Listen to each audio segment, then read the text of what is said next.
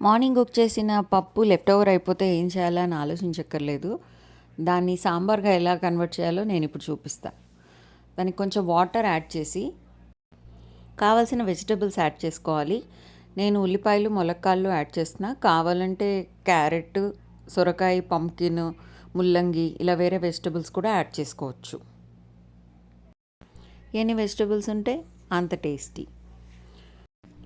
ఇప్పుడు ఇందులో కొంచెం పంచదార కానీ బెల్లం కానీ యాడ్ చేయొచ్చు.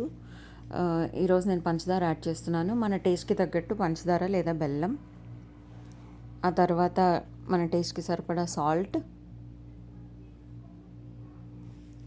కారం, పప్పులో ఎంత కారం ఉంది అనేది గుర్తుపెట్టుకుని దాన్ని బట్టి కారం యాడ్ చేసుకోవాలి. ఉప్పు కూడా అంతే. కొద్దిగా పసుపు, ఒక 5 minutes చింతపండుని ముందే సోక్ చేసి తీసిన చింతపండు రసం, కొత్తిమీర కొంచెం ఎక్కువ వేసాను, it depends on our taste.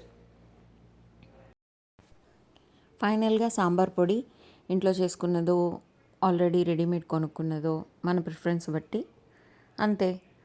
కావాల్సినంత వాటర్ యాడ్ చేసుకుని బాగా కలుపుకుని ఒక 15 minutes మరిగిస్తే సాంబార్ రెడీ.